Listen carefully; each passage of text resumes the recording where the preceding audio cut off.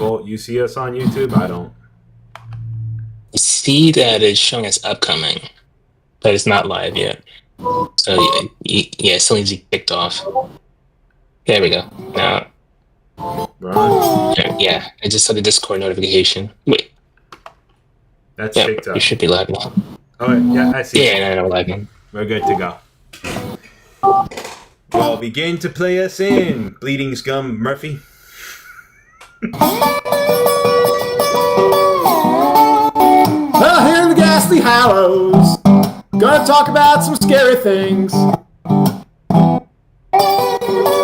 We're here in the Ghastly Hallows, gonna talk about some scary things.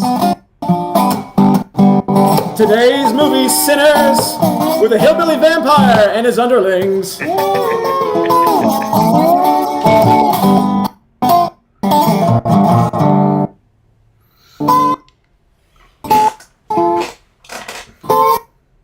Alright, the audio's starting to come in on us. Let's leave on a high note. Leave them wanting more, as they say. Yes. Although I have to say that was really good. Hold on a minute. I had this for a reason. Nice job, Ed. Well, thank you. And this here is the film. Yes. Hey. This here is the same sort of guitar that Preacher Boy plays in the movie. It's called a resonator guitar. For those of you watching at home, it's got a metal plate where normal guitars just have a sound hole, and that gives it this nice kind of metallic country blues sound. Once again. So yeah.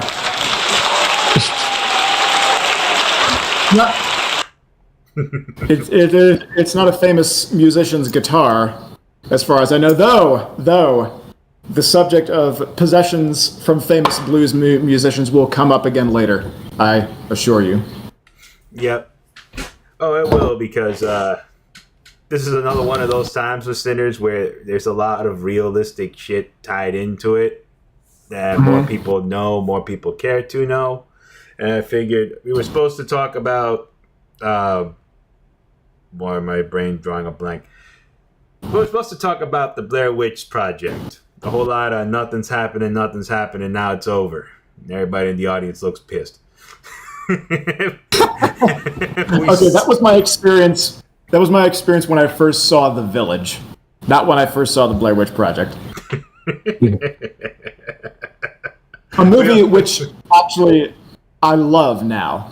It's one of those movies where I hated it when I first saw it. Now I love it. Yeah, anyway, but we can once in a blue, and that gets everybody. Just like, in all fairness, once in a blue, Ryan Coogler gets everybody. Because I'll be honest with you, I like every other film this guy puts out. I'm gonna be very other movie. Yeah. Okay, so what's the order? I liked Creed. I did not like Black Panther.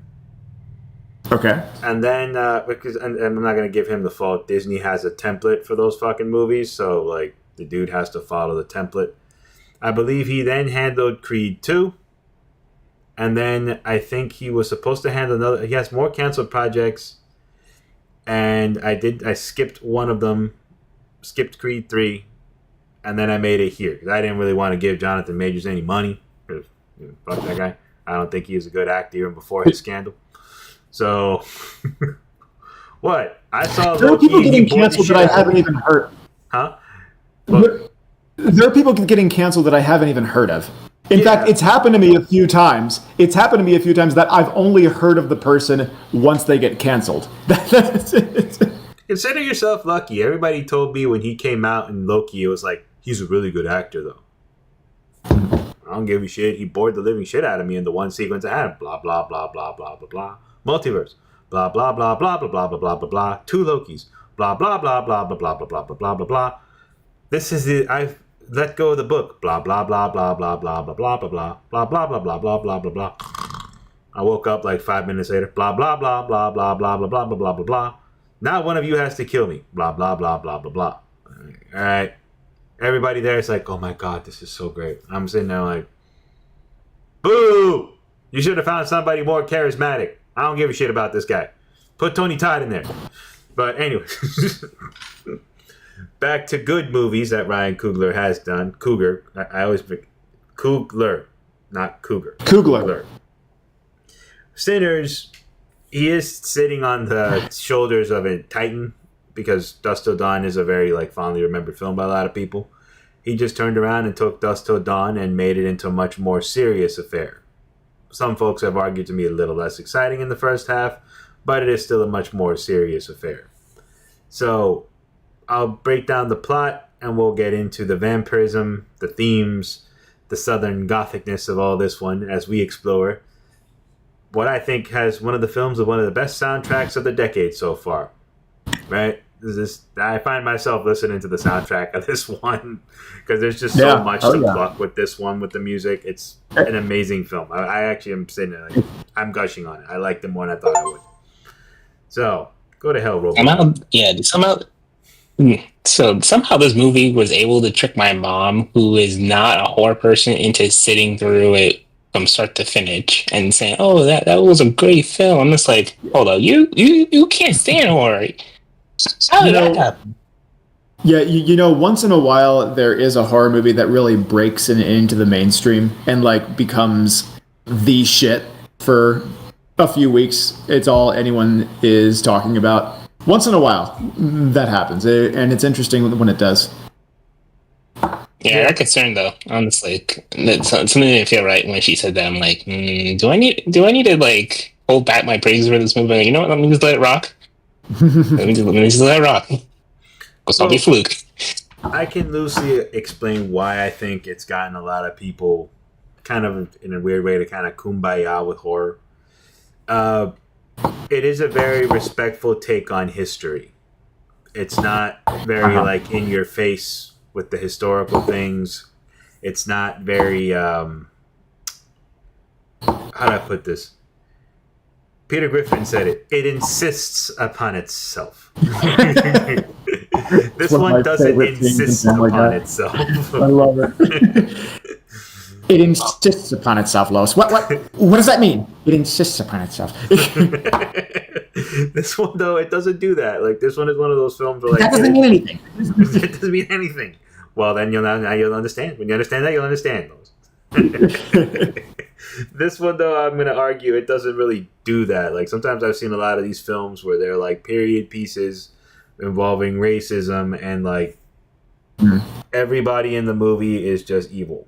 If you are not a person of color, you are evil. And in this one, it's kind of there is people off screen we see that are not. People seem to have a different understanding and a different way of being.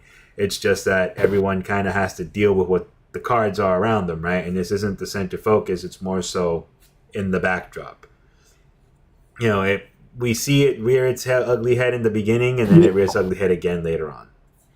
I haven't actually looked at any media coverage of this. Have there been any people that have had problems with the treatment of race, problems with the fact that all the white characters are evil, that sort of thing?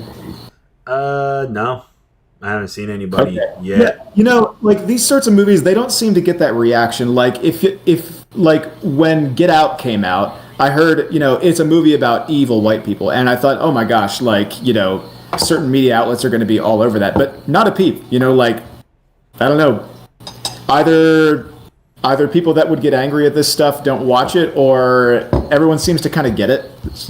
So I'll explain a little bit about Get Out. We actually had a conversation when we visited earlier this year about sometimes people there are these folks out there that they make a big deal of something that they really shouldn't, right? Mm-hmm. Those are the people that Get Out really talks about, but those same people aren't going to talk about it. They're I might be doing what those people do, so they're not about to walk out and talk shit because they might actually, it's better to just take it back, and we're just going to sit down and be yes, good movie.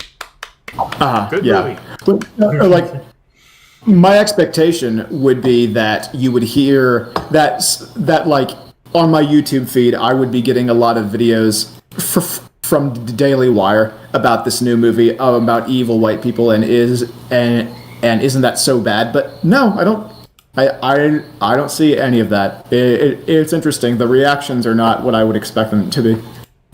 That like on It also helped that they only focused on like a specific the genre of white people that are known to be evil, and Yeah. they highlighted the time period, so it's Yeah. like it made sense why it was like how the reason why they acted and why it was like prevalent and from the people that were it was prevalent from.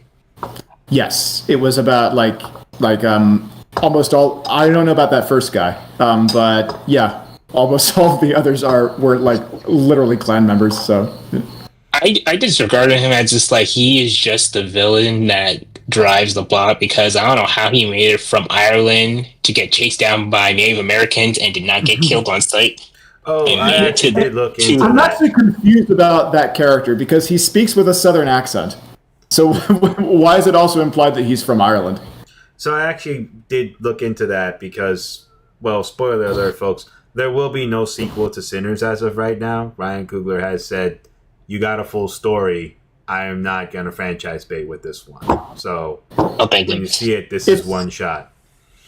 It's too good of a movie to have a sequel. Yeah. So Yeah. basically, they did come out and discuss what the ultimate, what do you call it? What is the backstory of Remick and who Remick is? So to explain real quick, Remick is the arch nemesis of the film. He is the head vampire that has pretty much evaded capture from the Choctaw Indians, no, Native Americans or tribal or indigenous Americans.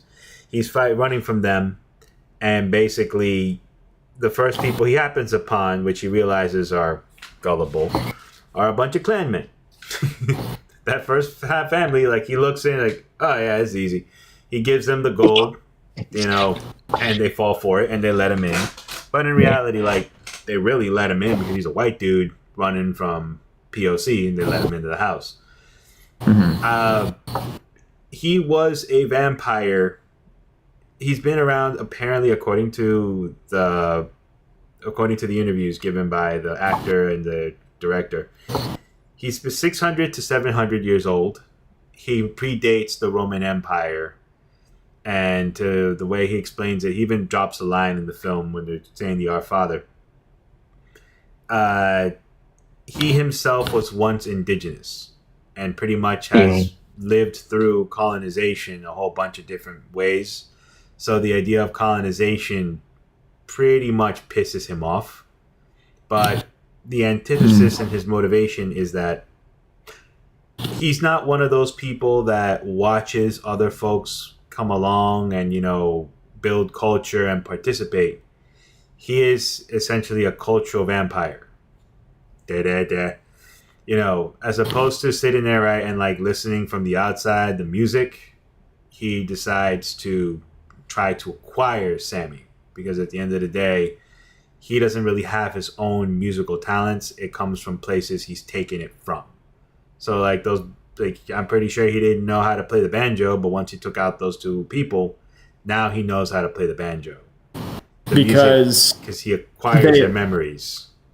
Yeah, because everybody in the vampire clan has each other's memories. Yeah, so he can acquire the memories, and that's why he's doing it. He essentially wants Sammy's ability because Sammy can, with his music, pierce the veil. Since he doesn't really want to die, the solution is to get Sammy, who can pierce the veil of existence with his music, and absorb it. Because he's one of those people. As opposed to participating and helping it cultivate and grow, he's more so about acquisition. If that makes any sense. He's like a critique on that kind of person in real life. Now, I will say something controversial, but there are people that are very popular out there that are essentially cultural vampires. That when I say it, sometimes people get upset, but they're out there. Elvis has been accused of being a cultural vampire because essentially rock and roll was, the type of rock and roll Elvis sang originated in juke joints like this. And then Elvis came and sang it. Now it's okay to listen to it because Elvis is doing it. One more guy I'll point out, which has been discussed a couple of times, but he wins all his beefs, and I really want to fight with this guy. It's just observation. Eminem. Eminem is one of the most popular, powerful rappers of all time. However, he's coasting on the accomplishments of the black community that came before him. Now, he's a good rapper. And I won't take that away from him. He's one of the top 10 successful rappers of all time. But a lot of folks argue he's only there because of what he looks like. Because there are people out there potentially more powerful and strong than he is. But he's the only one that can go in between cultures and walk away. So this character, to my understanding, is born of that sort of thing. It's very interesting when you see it because he's more than happy to be dancing around them. He didn't really care they were black. He was just happy to be participating in the music. He even gets them into his Irish jig, which is one of the scariest jigs I've ever fucking seen in my life. It's a great song, He did though. so well, though. I was just like, I know you're a murderous vampire, but I'm like, he hit that jig pretty damn well. I'm just like, maybe I will get my neck bitten by these people. Oh, no, never mind. No, not worth it. Well, there is an interesting subtext to that. Jack O'Connell competed in It's a great. Sorry. We need to figure out how to not talk over each other. Yes. We need to use the hand raising thing, maybe. Hold on, man. Let me see if I can find it. Hell, I'm not going to go look for it. We'll just figure life out. Raise the hand. Yeah. We're in elementary school. We'll have little paddles. Like a green paddle. Here's my ID. God damn it, the bleep screen takes it out. But is it a real ID? There we go. You sound like a bouncer. It's an upside down ID, that's what it is. Yeah, I'll do this. It can be seen. You're branded. Yeah, but that is a great song. The one that he was doing the jig to, the Rocky Road to Dublin. Oh, I love that song. Yeah. It's like a fast song in it's not quite a minor key. It's in Dorian mode, but yeah, I love that kind of thing. Fast minor, really cool. It's actually a song that I've played with a couple music friends. once again, ladies and gentlemen, this is his movie. This is my shit. This is my shit right there. Yeah. So, speaking since we're on the subject of music and all that stuff, actually, I'll ask you guys, where do we want to go? Do we want to go into some of the stuff that parallels real life, or do we want to go towards the further discussing the vampirism in this one? Some of them intertwined, so I want to ask, where do we want to go from here? Let's go into some real stuff. All right, cool. So, this one takes place in Mississippi, right? Yes. In Clarksdale, Mississippi? Clarksdale, Mississippi, which is where supposedly the crossroads are. Yeah, so let's actually go into the crossroads. Yeah. There is a story in real life, which I thought, for a weird way, it feels like the two brothers are based on this, but I heard it's not. So there are two stories down in the South, and it's a very commonly played trope. That somebody sells their soul. If you go to the crossroads and you wait there all night and you agree to sell your soul to the devil, someone will appear, a mysterious man will appear, grab the guitar and tune it and give it back to you.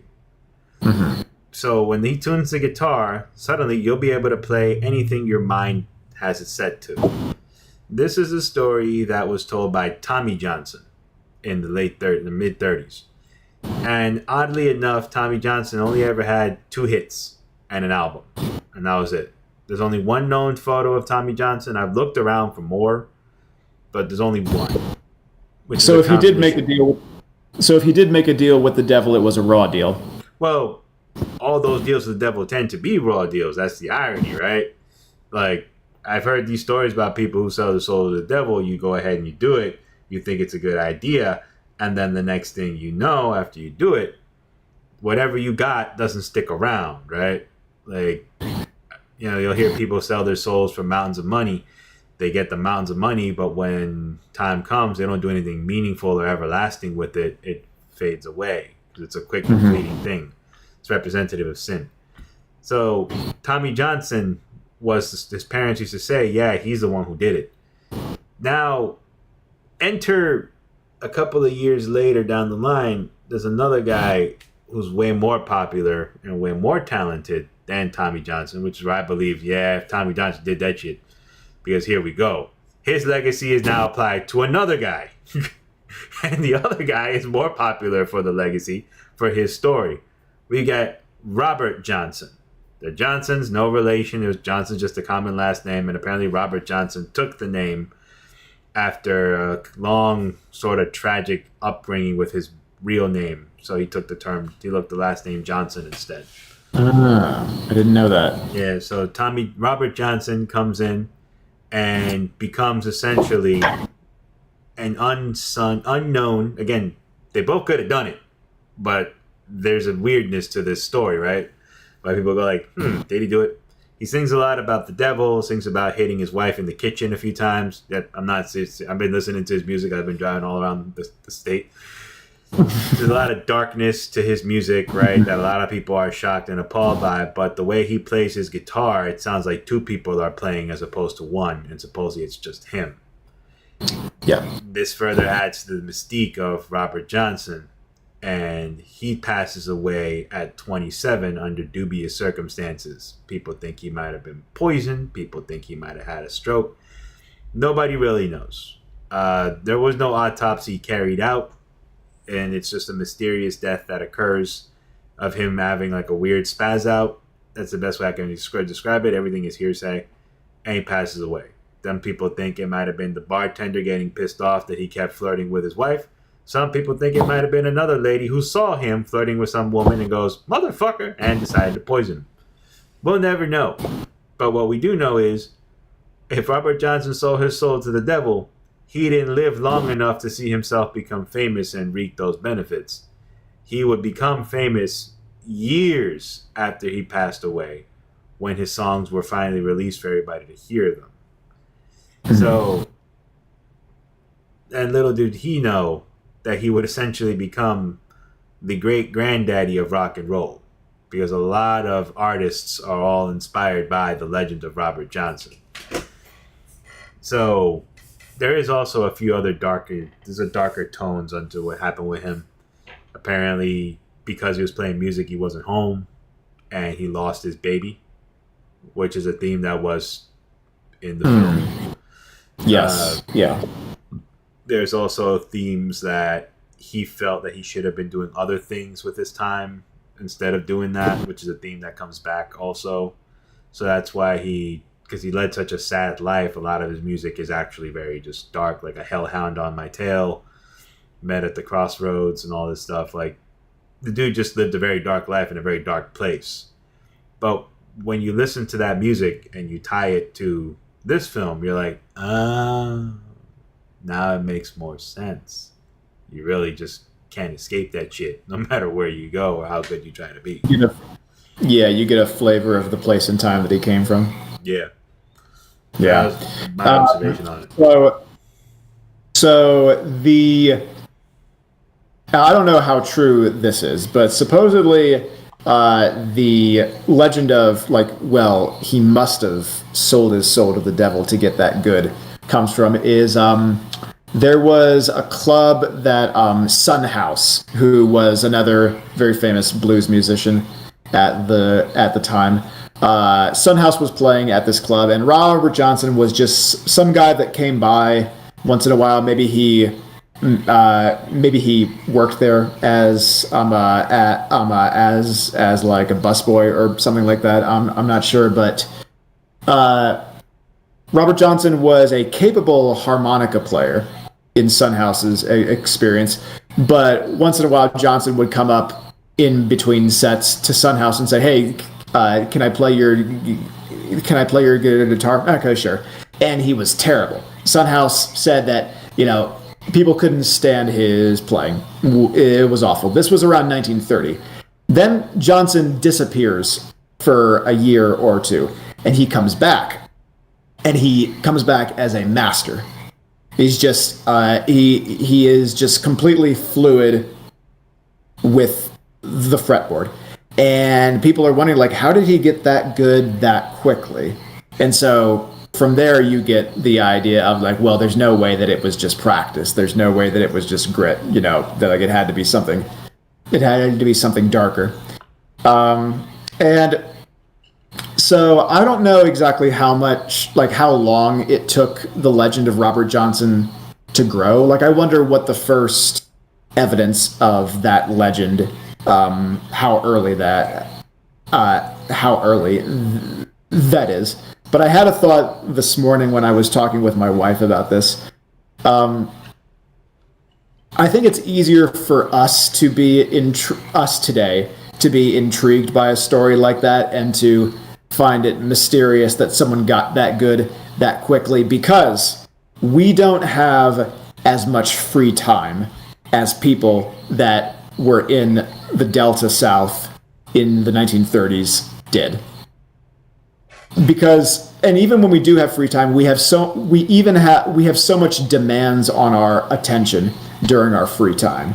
We have the phones, we have all sorts of media that we can look at. We are not as bored as people were back then in their free time. So I don't know, if you had 2 years to noodle around on the guitar and you were really obsessed with it and you spent every spare moment doing that, maybe you could get that good in 2 years. I don't know. That's a fair point. So to my understanding, he actually did tutor.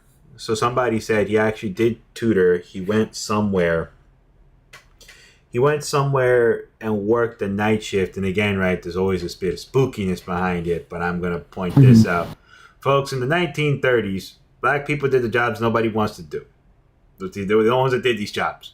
Nobody else wanted to do them because they were scary as shit.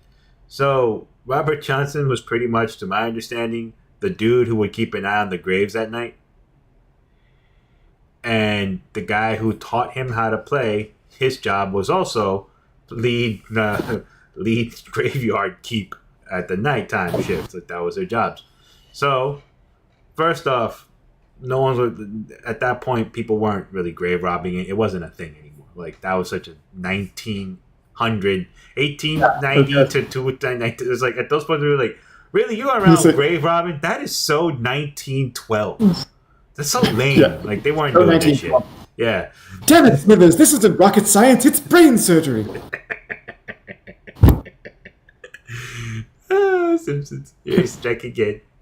So, this wasn't something that people were doing anymore. It wasn't fashionable, it wasn't a thing. But at the end of the day, somebody has to keep an eye on the graveyards, because you always get that one rogue asshole that decides, I'm going to go steal the corpses and I'm going to make food out of them because I'm hungry. So, they were there. They're there, and what do they have but infinite hours of time where there's no real civilization around the graveyard. Nobody wants to be out there at that hour. And this guy is teaching Robert Johnson how to play guitar by lamplight. That's the second. You can get a lot. You can get a lot done where most of your time at work is just being there and not actually doing anything. So. Yeah, you don't have to do shit. Yeah. You don't have to go anywhere. You don't have to look at anything. You literally just sit there and look at. You're just sitting there like all day long, hanging around the graveyards. That's all you're doing. So that's essentially what was happening with Robert Johnson. Like, he was just hanging out, and at that part of the South, I'll be real with you. There were always sundown towns out there. You had to be where you had to be at a certain hour of the night. No one's going to come around that cemetery. And if you were to go around a cemetery and two dudes are playing guitar in the middle of the night, would you go up and tell them to stop? I wouldn't. I mean, I assume nobody really lives nearby, so it wasn't really disruptive. It wasn't an issue. So you had the best time. And then after he had the time, one day he went back to that juke joint with the guitar in his hands. Like, suddenly I'm good. Why? Well, he had like about 8 hours of uninterrupted time to learn. Yeah.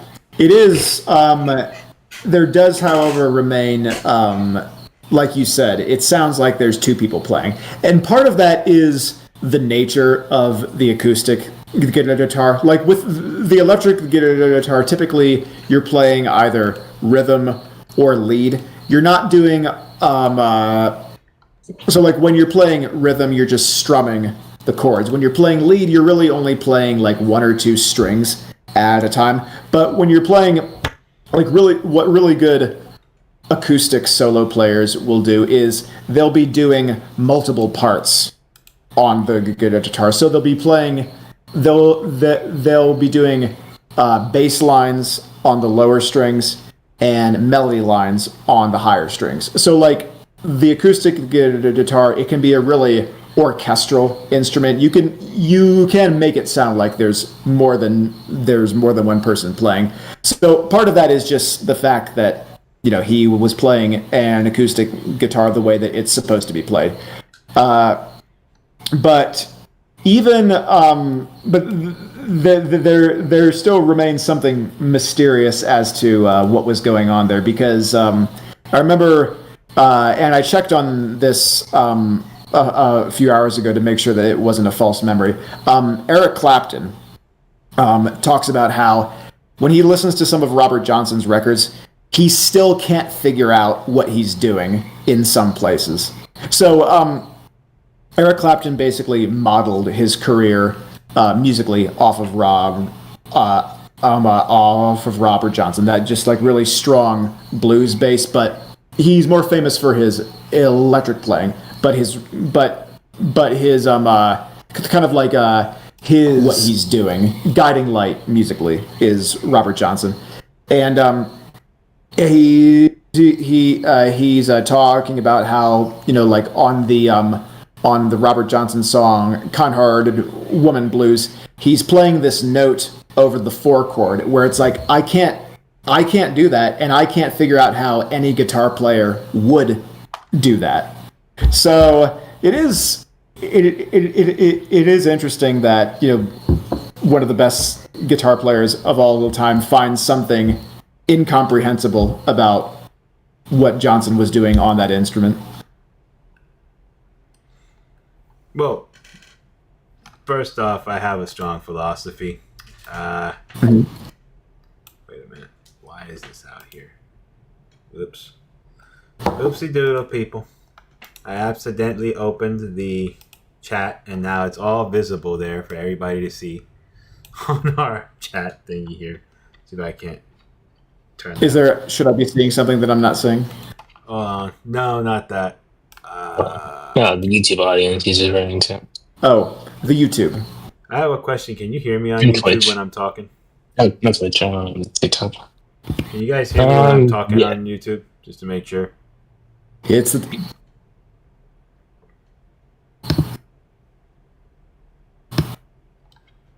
You're fine on YouTube. All right, perfect. Yeah, every audio has sucked for most of ours as I've been up here away from home. I apologize for the dip in audio quality, but I just wanted to make sure. So, one thing I did want to discuss with this one, because I actually went down the rabbit hole of Robert Johnson. Have you guys ever listened to his catalog? I've listened to a lot of it. Not. I think there's only 29 songs, right? Yeah, 29 songs. Yeah. What's weird is I listened to a good chunk of it a couple of weeks ago, right? So I was driving down this one place, and once again, right, like I know Bolt is about to go like, oh God, you did it again. So there's a road up here, right, where like you go by the farms, and once I was listening to it on random, suddenly I make it to a crossroad and I hear the drums like, to the crossroads. Oh, good. On my knees. I'm like, I look at the clock because it was one of those days when my GPS had to route me all around Mount Gretna. I'm like, why the fuck? So as I get down, it's like 2 a.m. I'm like, I don't want to be out here at 2 a.m. at sundown. It's just not fun. I was going to say, if you were on Route 666 and it was 3 a.m, which is supposedly the witching hour, I would have been freaked out. But Yeah, I'm you like, know, fuck. you were driving. There's intersections when you drive, so Yeah. God damn it. But I was listening to a lot of his music, and a lot of his music, as I'm listening to it, I'm like, I can see why he's a lot of folks' basis inspiration. His playing is incredible. His playing is His incredible. playing, yeah. And a lot of the stuff he's singing about is stuff that I'm noticing is still brought up today, which is why one of the questions I asked a long time ago is, why is this guy never in the conversation among the greatest artists, like the great black artists, right? It's always Louis Armstrong. It's always Louis Armstrong, Chuck Berry, who farted on a hooker. There's footage of that. There's evidence of, yeah, he did. He's gonna ruin Chuck Berry for a lot of people. So I am 3 degrees removed from Chuck Berry because I knew someone who was the pastor at a church that Chuck Berry's wife went to. So there you go. That means you're at least 4 degrees removed. I'm 4 degrees removed from that weirdo, but cool. At most, I mean, yes, and however many degrees from that sex worker. Excuse me. So, anyways, Chuck Berry farted on hookers for fun. As I was saying before, then you get Little Richard and all these other people that are always in the conversation, right? The best artists of all time. And I'm like, Stevie Wonder, Ray Charles. And recently, there's this other guy who has been discovered because of that movie again. People are rediscovering his library. The guy from the Green Book. I'm trying to remember the pianist from the Green Book. I actually used to know who he was before that movie came out, and now I feel bad because I'm forgetting his name because that movie made me forget his name. Dr. Something. Another one that's very underrated is Jesse Fuller. He was kind of like this blues gospel guy. Yeah. Yeah. It was amazing. He played a guitar, a harmonica, a kazoo, and this bass device that he built out of piano strings. He had like 4 piano strings tied up to this device that he operated with his foot, and they were the lower piano strings, so he could play bass with himself. He could play like very simple bass lines with it, but yeah, it's really cool. It sounds like a band, but it's one guy. So is he like Homer in that episode where he has the guitar, the thing on his knees, and then that Italian guy gets pissed off? He's like, "Hey, you stupid kid! You wanted away my customers! Piss off, Giuseppe!" And then he sends the monkey to go kick his ass. It sounds like Homer was doing Mumford & Sons before Mumford & Sons. Yeah, he's like, "I'm also the band." He's like, starts like, he's like, "Hey, you stupid kid! You're scaring away my customers." Anyway, so why is Robert Johnson never mentioned in the same breath as the other great black artists? One of the questions that I had, because in all seriousness, like you go listen to his music, it's actually pretty far ahead for its time. He's actually talking about the shit that nobody likes to listen to, right? Which is what a lot of rock and roll is. At least the classic blues rock and roll was. You talked about stuff that was pretty generally upsetting. Yeah. It's not very romantic music. It even kind of sounds intense. Like in that same Eric Clapton article that I was reading, he said that when he first heard Johnson's music, it sounded like too intense. It was like too raw. But it kind of grew on him, I guess. It is very raw. It's very tough to listen to like in one shot because it's like very he's talking about death, dying, sadness, destruction, and I'm like, I know why this was very hard to swallow at the time because people weren't used to hearing that. Like, and even then, 30 or 40 years later, people still weren't hearing that. It's very crazy when you go watch Goodfellas. It takes place in the 60s, and the songs that they're pretty much whacking people to are very like upbeat songs, right? Like they say musical irony. Hey girl. Meanwhile, like fucking throwing the mailman into the oven, right? Yeah. They call it musical irony. Yeah. When you're playing music over something that doesn't fit. Yeah. But that's what was popular at the time, though. Like the 60s were a crazy fucking time. Yeah. But that's the music that was in, right? The doo-wop. Yeah. Yeah. Scorsese's interesting because I don't think Scorsese ever really hires composers. At least not for the movies that are supposed to be like kind of period crime films. No, it's always music from that time. Yeah, and it works out a lot better in my book. Makes the soundtrack a little more timeless. But that That was my important Anyway, question, sorry. though. Like, why is this Very dude bad never mentioned? Uh-huh. And I've looked into it a little bit here and there. And a lot of it is, to this day, as a culture, we're still not okay with a lot of the shit he's singing about. Maybe. Like, Yeah. a lot of people are still not okay with it, but it goes back to it. Just because you're not okay with it doesn't mean you can turn away from it. Like, these are things that actually do exist, right? Children are killed in the universe. Men beat their wives. These are things that never go away. You can't just turn around and go, I refuse to acknowledge that this exists because it upsets me. It doesn't mean it doesn't make it go away. Just because it upsets you. I mean, yeah, and I think he's talking about those things in a more direct way. Like, music can get dark, music can be sad, but it rarely kind of deals with subjects that are violent and maybe that dark, unless you're listening to heavy metal. But well, heavy metal, alternative, yeah, those are the genres that basically takes the reins on that. But that's And where it punk goes to a back. certain degree. Yeah. Well, punk rock and all that stuff, that's where they're the ones who kind of credit, like, we are inspired by this dude, right? We're singing about shit that's out there. I mean, if you ever go sit down and listen to the lyrics of Smells Like Teen Spirit, right? It's a very incoherent fucking song, but when you listen to a lot of stuff he's saying, it's just stuff that people in that era did not really want to sit down and talk about.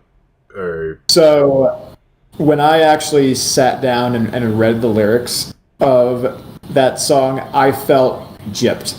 I felt completely cheated. Because it's like, I've really liked the way this song sounds for a long time, but I never really got all the lyrics. Let me sit down and read them. And when I saw a mosquito, my libido, I was like, fuck this. Yeah. This You're doesn't not mean meant to shit. think about it. Like, that was the whole point of that song. Don't try to piece it apart. It doesn't mean anything. Yeah, it doesn't mean anything. Like, that's the whole point of the fucking song. It doesn't mean anything. He's just I think it shouting was sort obscene of- shit. I think it was maybe Kurt Cobain's answer to "I Am the Walrus." Something I think like he that. was a big John Lennon fan. So Yeah. So, like, it's weird, right? But when you listen to it, like, people don't want to talk about mulattoes. People don't want to talk about any of that shit. It's still something that's very much, like, they just don't want to go with it. And even in this movie, there is that theme that Haley Steinfeld's character, Mary, she's mixed. And because she's mixed, she doesn't really have anywhere to go. She doesn't want to be anywhere. These are still themes that to this day are still very prevalent in our society. Like, there are some people that, like, feel weird having you in their community because of the way it is. And Kurt Cobain's time, almost 60 years later from Robert Johnson, he was still experiencing stuff like that too. Like, I'll point out an interesting moment with rock and roll history for those who don't know. Kurt Cobain Nirvana was performing in Argentina. He had a local female rock band sing to open up for Nirvana. So they did the thing that the audience did the thing that a lot of snobby audiences do. They booed the ever-loving shit out of the band, and they started shouting, like, sexist, chauvinistic things to them. So Nirvana gets onto the stage because they were doing it just to rush them to get to Nirvana. Nirvana gets on the stage, and Kurt Cobain, he tells the guys, like, just play the songs. So when it's time to sing, he doesn't sing, he just starts going, ah, ah, ah, ah, ah. He just starts doing that, and some of the audience is cheering, and then some of the audience is booing, and he did it because it's like, you don't let them perform, I'm not going to perform for you, go fuck yourself. Ah, ah. He just started doing that to the audience. But my point going back to it, we're still seeing stuff like that, right? And now we're going to go back into Sinners. That's what they're warning Preacher Boy about throughout the majority of the film, of the perils of being a musician and the perils of doing this kind of thing, especially in that day and age. Because some people I saw online were like, why wouldn't they want him to pursue his dream? It's kind of dark. It's fun at first, and then it gets dark, and then it gets tiresome, and then you realize these people are just assholes. Like, they just, after a while, the fans are never have enough or whatever. And he's like, I don't know any happy musicians. He's like, well, it makes me happy to do it. But you look at Delta Slim, and Delta Slim wasn't very happy, was he? Delta Slim seemed to be kind of just happy to get free liquor and called it a day. Like, It was a miracle that he was alive, playing as well as he did, because that man was like one good drink away from having cirrhosis and having liver failure. if he wasn't already. If he wasn't I mean, we'll be honest, right? If he wasn't already, he might have been. Because he said, I only think that's 10 years more than I got on this earth. Yeah. Like, you already believe he had one foot in the grave. Yeah. Maybe there's something about harmonica playing that makes you more resilient. Actually, Really good it's lung music control. as a whole. Actually, like lots of oxygen. Huh? Maybe there's something to that. Yeah. This You're is exercise. you're getting more. You're getting more oxygen. Yeah. Actually, there is something real about that, which we can touch on. They mentioned it in this film, too. Actually, from Delta Slim. Delta Slim brings up this theme. He's like, the blues is our religion. We brought that from home. That comes from home, from us. That's our thing. I've actually heard that to be a real thing. This notion that the person who actually performs a guitar or performs some kind of instrument or anything brings the community together is actually a sign of like mass prayer, because music is that one thing that can pierce. They believe that if you sing well enough, they hear it up there, right? That's why there is this notion that it's a choir of angels. It's not. The angels are like, they're grouped in choirs and not grouped in rankings. Mm-hmm. So the idea of musical, right? Everything is musical. So what is very fascinating is that particular part where like you see that they're singing and he basically is breaking through time. All the ancestors, future ancestors, and past ones are there with Preacher Boy. That is something that a lot of people have documented more or less in having seen or felt in a very weird way. Oh, you mean like performers actually experiencing something like that? Audience members. Audience members. So, Okay. for example, one of the earliest accounts of that is Samhain, Halloween, right? It's my understanding, like I never find out exactly how Samhain was celebrated, but there is music at the bonfire. So the idea is on that night, you play the music well enough, your friend might be hanging out next to you wearing a mask while you're there playing that music, right? So it does have, there's this notion that it can conjure the dead when you play music very well, which is where some folk believe also this notion of rock and roll, the devil comes from. So you're just conjuring stuff that really shouldn't be here. Yeah, However, I think it was. I think Aretha Franklin told a story about her church community and her parents not liking the fact that she was going into music professionally, and specifically, and again, like this is just a vague memory. I'm not sure. I'm not sure how much of it, if any of it, is true, but it was the fact that there were drums that went along with popular music, and somehow the way that drums punctuate the rhythm and that kind of like does something inside of you. It like sucks you into the music so much that you become more vulnerable to demons or something like that. But that there's something a little too indulgent about music with a beat like that, such that it's sinful and dangerous to mess with. it's the drum and the vibrations.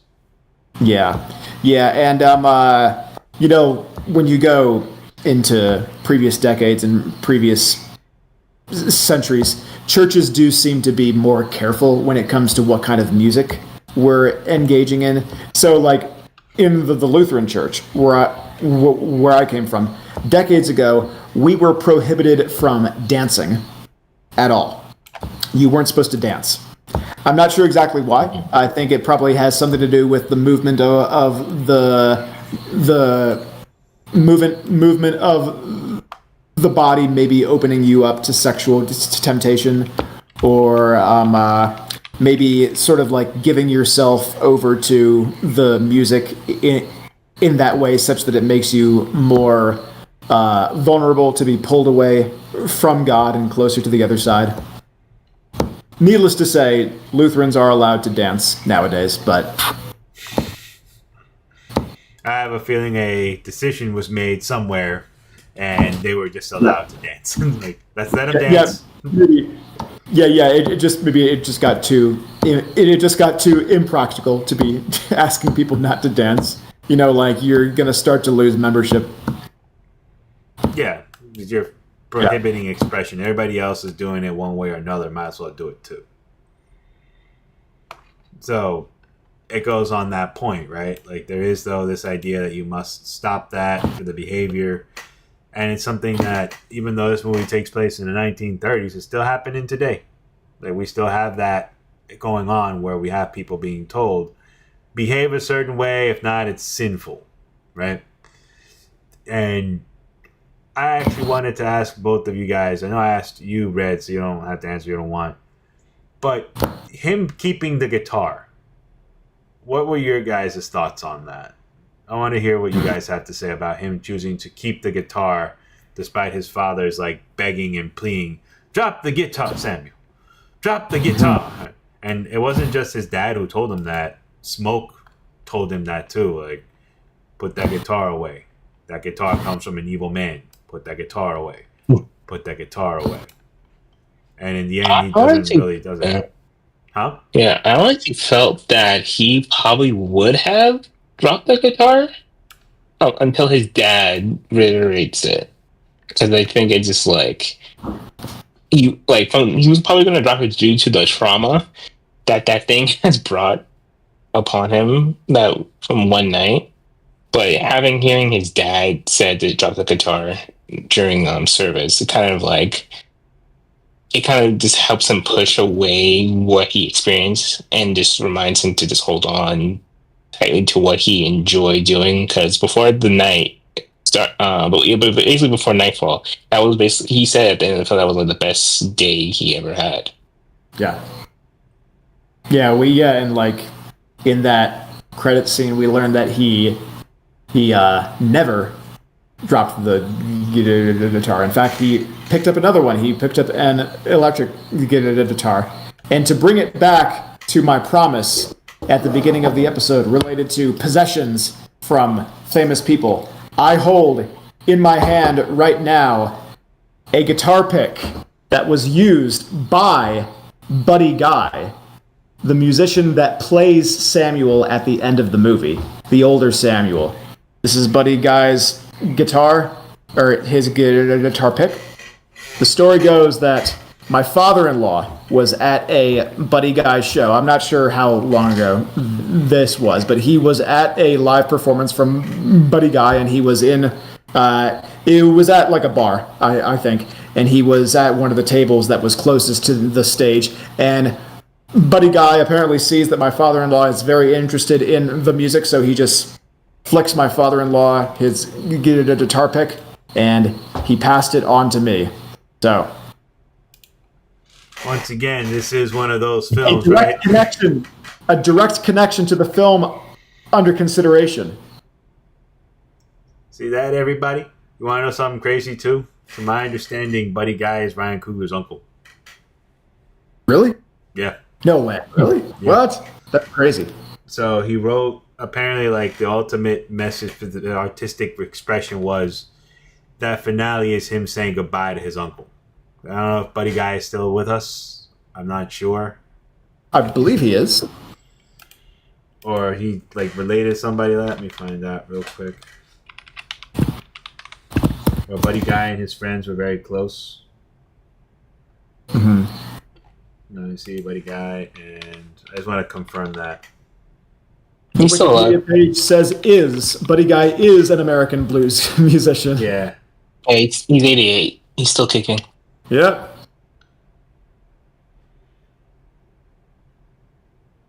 Yeah, it's something to do with his uncle. But I remember like hearing that the other day. It was like there was something going on, and Buddy Guy was specifically picked for that role, and Buddy Guy agreed to do it because the way he saw it was the blues is kind of fading right now, and Sinners is actually helping keep blues relevant again. Like, Oh I'm yeah. actually I wouldn't be hearing surprised. it more so There's now. like I wouldn't be surprised if there's a blues revival Well, from this movie. It's often a movie that gives a forgotten genre of music rebirth. So, like, "Oh Brother, Where Art Thou" brought back old time country music, like the stuff with fiddles and banjos. You know, like that kind of music became a lot more popular after that movie. fun fact: you mentioned "Oh Brother, Where Art Thou?" Tommy Johnson's in that movie. He's in the movie. Tommy Johnson's character is a character in that movie. Oh, okay. They Yeah, pick him I don't up remember at the that. crossroads. They all get baptized, and then they pick him up at the crossroads, and he's like, "I just sold their soul to the devil to play the guitar." And they're like, "Well, that's a coincidence. They all just got baptized." You're like, "I don't believe in any of that stuff, but these three just got baptized. You sold your soul to the devil. Aren't we all in a pinch or something like that?" God forgave me for that Piggly Wiggly that I robbed. But yeah, that's actually the first time I would hear about that, and I didn't know it was a real dude until like years later that Tommy Johnson was a real dude.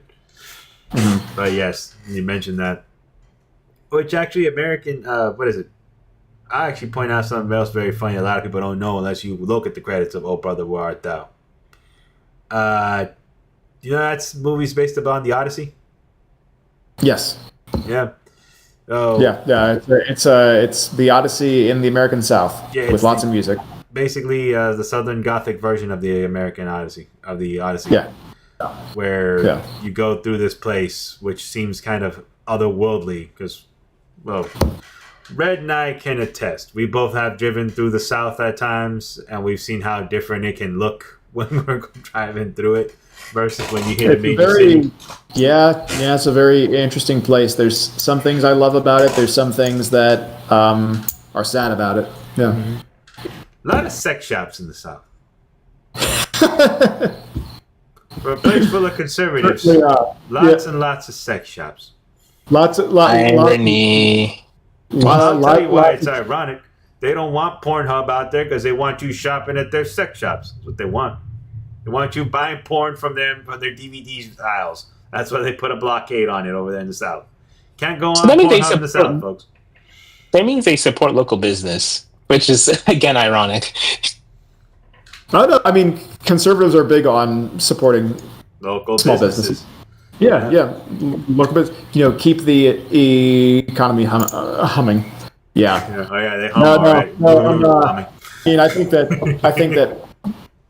that pornography is a highly destructive force, and it's a very, very bad thing. But I'm libertarian on these sorts of things. Even if I think something is harmful, I don't necessarily think it should be illegal. So I say no. Leave it alone. Just tell people to not look at it.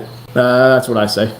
Well, I'll go on the line of it's like alcohol. You can have yourself 1 or 2 beers, but when you keep having beers and you ignore your responsibilities, you got yourself a problem there. Now, back to Sinners, folks. Back to Sinners. Sinners and sinning. All I have to say is when you go, Digressive horror podcast. well, like I just point out because it's like the people forget that that's a part of a theme also with Southern Gothic. People forget that the country is as big as it is. Like the United States as a whole is roughly bigger than the continent. I don't think of Europe as a real continent, but it's bigger than Europe, Western Europe at least. It's a randomly divided continent. Yeah. Why is it a different continent than Asia? I never really understood It's that. all connected. It shouldn't really be, but Yeah. it's one of those things, right? Like it's bigger than a lot of people give think about it. Like, we are essentially one massive like fusion of different little countries in one big state, one big nation. Yeah. But we are so big that the cultures just switch as you go along, and a lot of stuff happens. Like I point out, that isn't really mentioned. I think I mentioned it to you guys. Like, there's a lot of scary shit that goes on in the South. That honestly, the setting for there to be vampires in the South, I wouldn't be surprised if I were to drive down and see vampires in the South, because there's a lot of creepy things happening in real life down there that just goes by the wayside. Nobody pays attention to it. I don't know if I said this on air or off air before, but you guys know that, like, I'll say one thing that I know for sure. There was a cult a couple years ago about a dude saying he was the second coming to Jesus, and he had traction. Like, this got a lot of traction in the South, the Rust Belt, those parts that are forgotten, right? Nobody likes to think about the U.S. having third world poverty until you hear about the Rust Belt, but we just pretend it doesn't exist. Like, oh yeah, that troubles me, so I don't like to think about it. Like, you know that there are people down in the Rust Belt that wash their clothes in the river still? You know that? Like, this is right here in America, folks. Like, this happening here. I've seen those places as I've driven around. It's a strange experience driving through some parts of the South. So, driving through Kentucky, I've seen places where you've got a beautiful house, a beautiful, pristine house on one side of the road, and on the other side is a dilapidated shack. It's sort of like, I don't know, it almost seems like poverty and wealth aren't separate the way that they are in other parts of the country. It just sort of like all mingles together. Yeah, even here where I'm staying right now, I drove past this basic, like, you know those houses that they built, those, like, you can tell when you go into a town that's like a new suburb, right?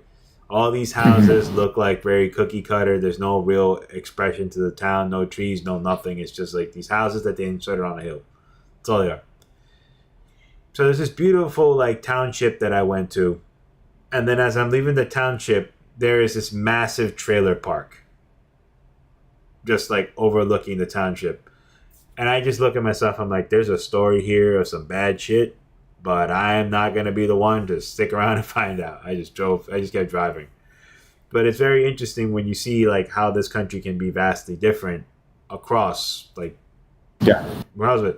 I mean, New York culture and New Orleans culture as a whole, we're on the same page, but we're written very differently. So, like, in New York, for example, you go to Little Italy if you want good Italian food. You go to Chinatown if you want good Chinese food. You can find it, right? But it's very segmented in different sections of the city, and you have to go to these sections to find it. But you'll find it, and it'll be as close to the real thing as you can get.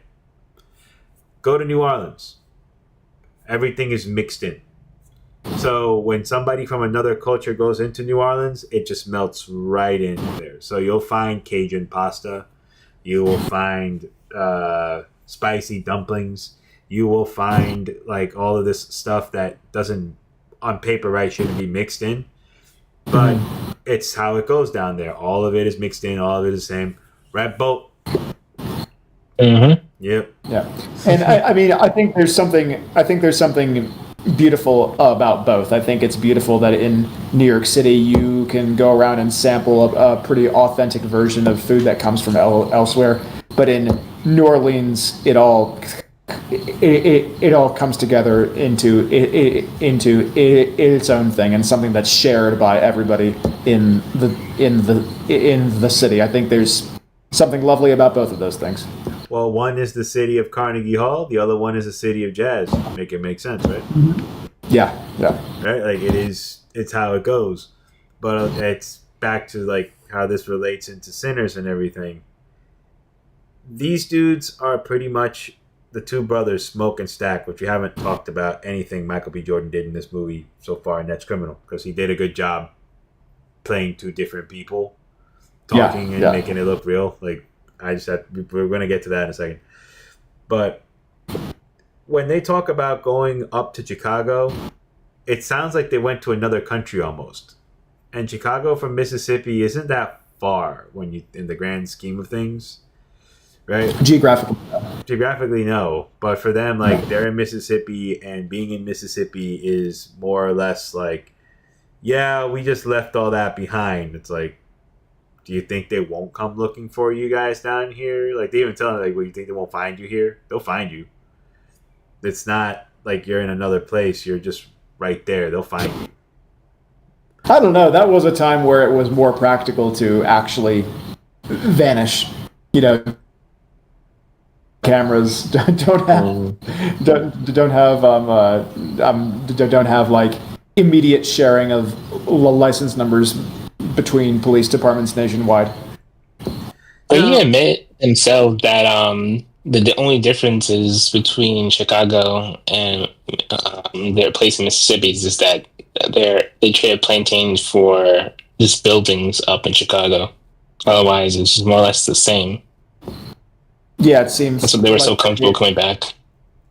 Yeah, it seems like they were saying that kind of the legal fact of Jim Crow was just a surface level difference, that it was functionally the same in Chicago.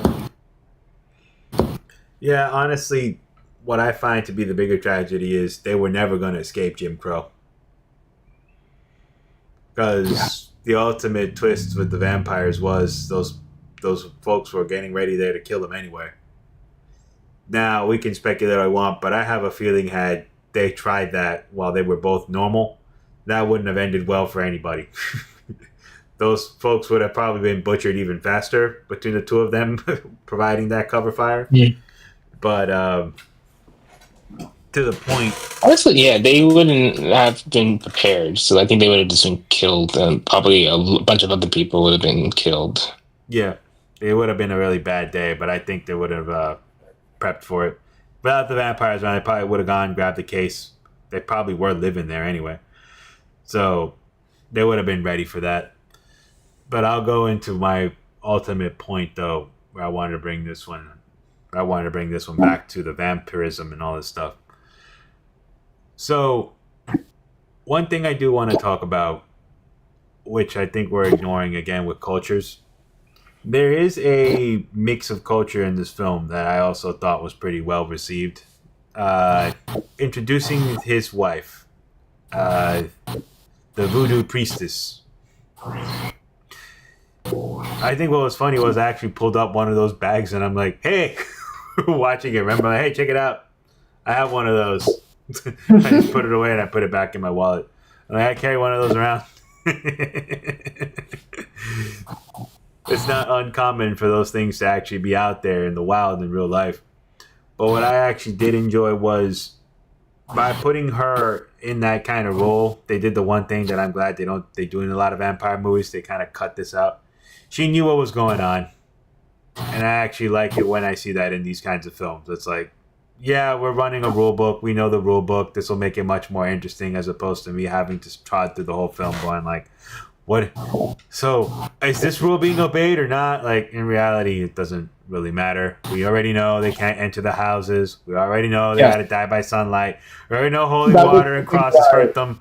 Let's get somebody who knows, because by this point, Dracula was already out in fucking theaters, and on top of that, Dracula was out in theaters. The book is out there, and you people know how to read.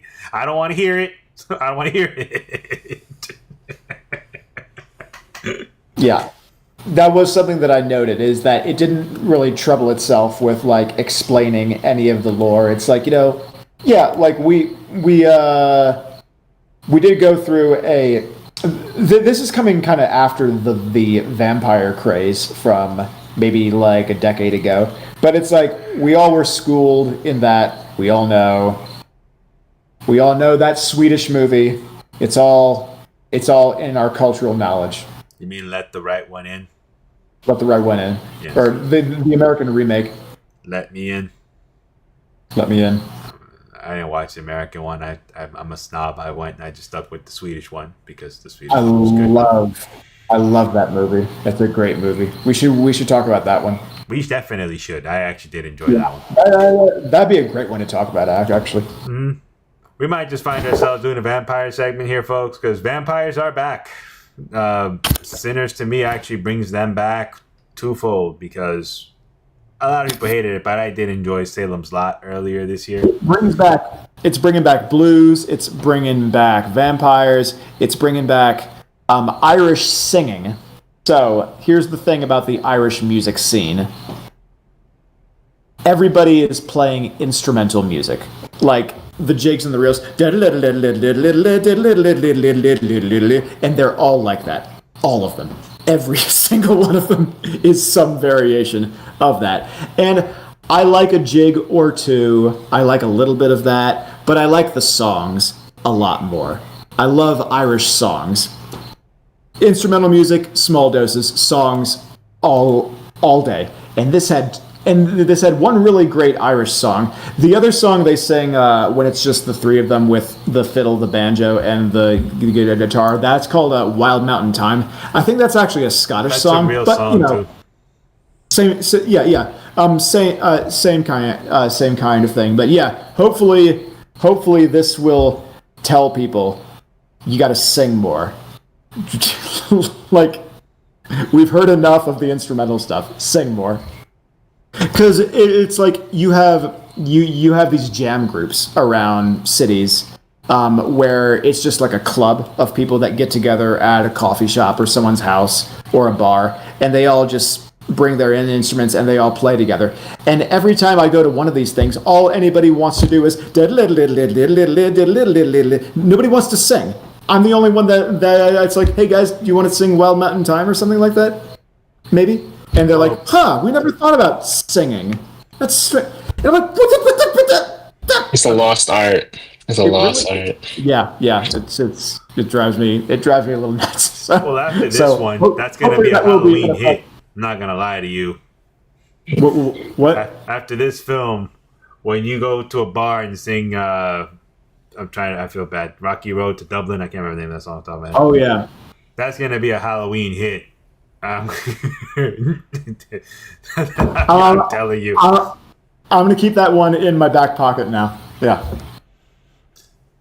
That was a fun song to learn how to play, too, because there's this one measure right before the refrain where, so like all of it is in 6/8. So 1 2 3 1 2 3 or 1 2 3 4 5 6 1 2 3 4 5 6. But there's one measure right before the refrain where it's actually I think that would be 8/8. It's like 1 2 3 4 5 6 1 2 3 4 5 6 1 2 3 4 5 6 7 8 1 2 3 4 5 6. Yeah. So it's a little bit of a tricky song to learn, but it's fun.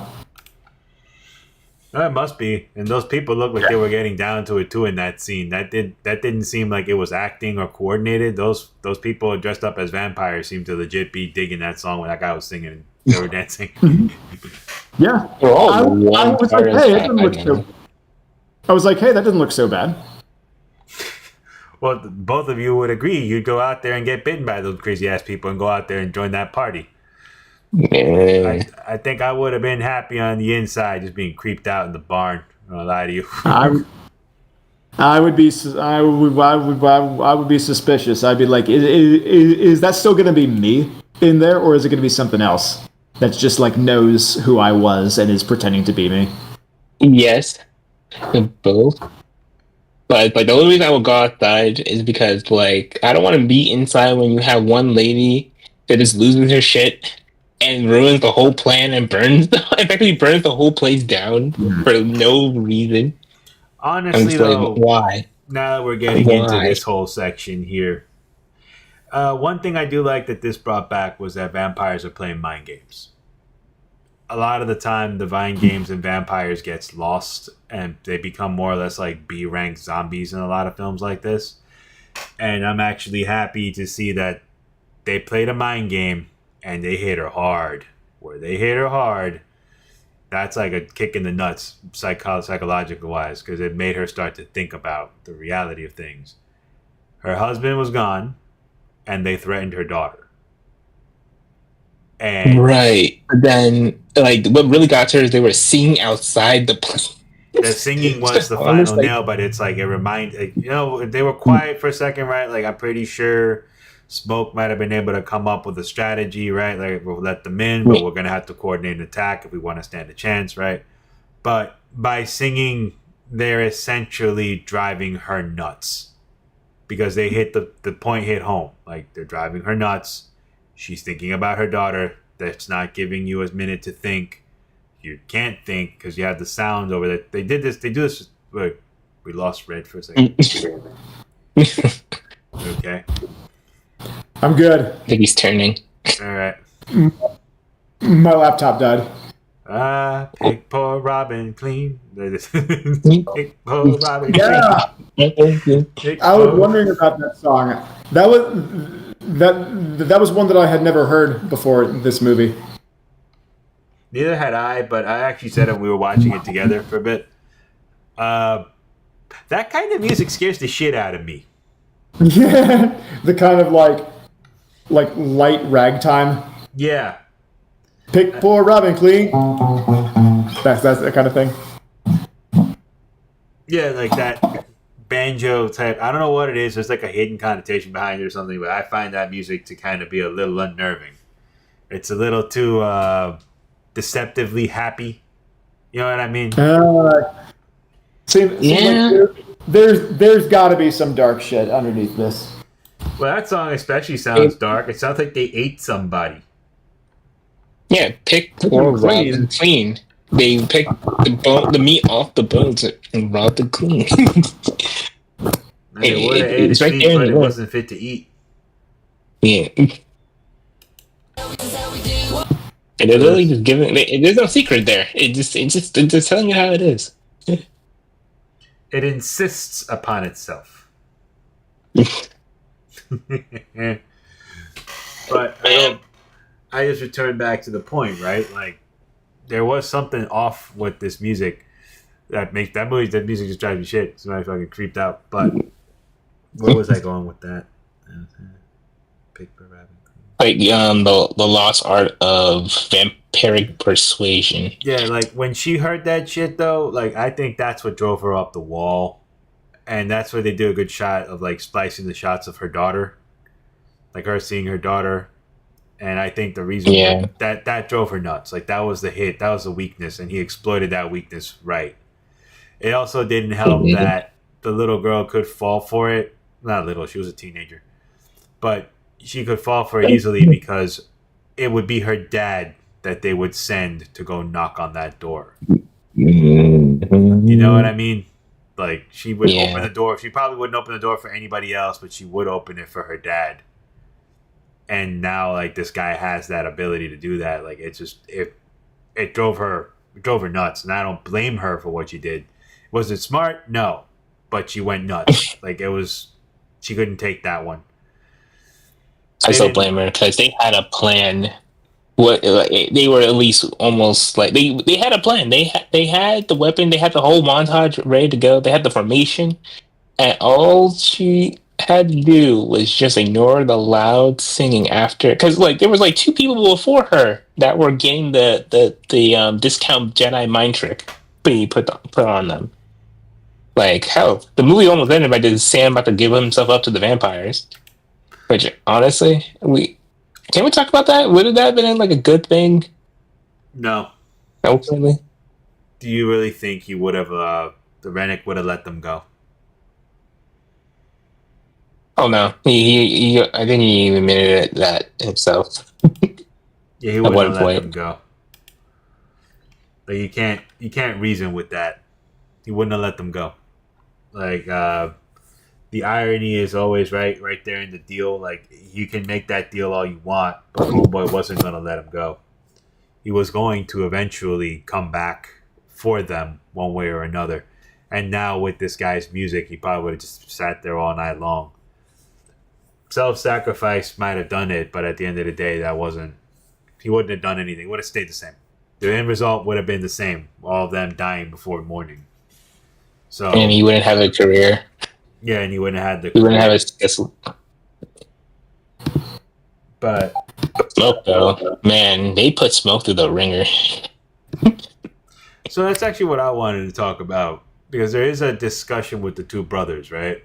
Again, Michael B. Jordan does a great job playing two different people, getting into character for two different people because they're both very different. right? One's more slick, one's more strict. One looked like he would have been a family man had he not befallen tragedy. They're both running from something evil that affected their lives, right? So one embraces it, one doesn't. But what I thought was very fascinating was both of their outlooks on life, because at the end of the day, Stack seems to have embraced immortality by the end of it, whereas Smoke was more or less happy to go to the other side because he had some people waiting for him on the other side. Mm. And I'm just wondering, I'm like, I don't know. I'm going to be one of those people that I would agree with Smoke's decision. It was not one of those things that I would rather be sitting here forever dealing with this shit. Because it doesn't seem like Stack is happy there towards the end. He seems a little more like, we were only free for a couple of hours. And that was it. But he at least has Mary, though. So he's not completely miserable because at least he has someone to be miserable with. And that's someone that he left the first time when he went to Chicago with Smoke. So it's like he's not leaving her again because she never wanted him to leave her into a life that she never wanted and that he thought was best for her, given her unique situation. Yeah, she didn't want to leave him. I think she was happy where she was at with them. But it goes back to the time period, right? You can be happy in a place, think it's funny and be happy there, but the reality is, and you hear what Delta Slim said, they don't let you just be, no matter what you do. Like, you can do things the right way, a million different ways, but at the end of the day, they never let you be. They always find something or some reason to come get you for what you're up to. So I get what he was saying. Being with them was never going to be a safe place to be, for one reason or another. And even if they thought that juke joint would have been safe, the next morning those guys might have just killed her too, just for the sake of, right? Because, oh, you're there among these guys. Fine. So that's what's horrible about it. But it goes back to the time. I actually wanted to ask you guys something else too. What do you guys think of the effects in this movie?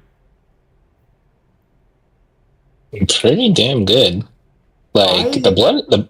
Yeah. Oh, go ahead, Rick.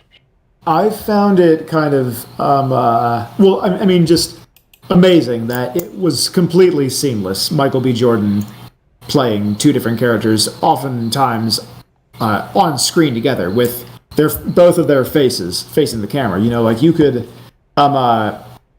there's all sorts of clever ways that you can make it look like it's the same person on screen by having a double that's physically exactly the same as the other person, and using different kind of practical camera tricks to create the illusion that the same person is on screen in two different places. But it was like there was no way that this was some sort of practical effect that they were using. Like his face is facing the camera in two different places at once, and there's no evidence of like a green screen or anything like that. It was just completely seamless.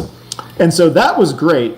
So it makes me wonder why they couldn't have gotten better CGI for like the snake and the vulture landing on the house after you first meet the white vampires. Like a lot of the CG was very obviously CG, and that was sort of like, okay, that's not great, but it's still a great movie. Sir, a majority of the budget went into making Michael B. Jordan look original as he could, plus the costumes and all the songs and all that stuff. They kind of blew the budget on a realistic snake, right? We're focusing on a 30-second snake. What do you have against snakes? What do you have against snakes? Nothing against snakes. It's a 30-second snake, though, all right? We're going to die on this hill. We're going to die on the hill a good way. 30-second snake is not the hill we want to die on. Okay. Okay. It wasn't even 30 seconds, if we're being honest. Yeah, we're like 2 seconds of the snake. We're going to go and die on the hill with 2 second snake. Okay, first of all, 30-second snake sounds like a name that a disappointed lover would give you. Second of all, I am going to stand in defense of whatever kind of snake that was. Metal Gear Flaccid. That's what the snake was. Oh, nice. Whoa. Oh my goodness. That was funny. But aside from the snake with the CGI, I did like the eye contact. I'm a sucker for those contact lenses they give vampires in these movies. I love those Which effects. one? Mm-hmm. Yeah, they had like two different ones, no? Or was this the same one? Just they had two different colors. There's like foggy white and like Glowing red. camera flare red. Yeah. That glowing red. I love that design. It's such a cool design.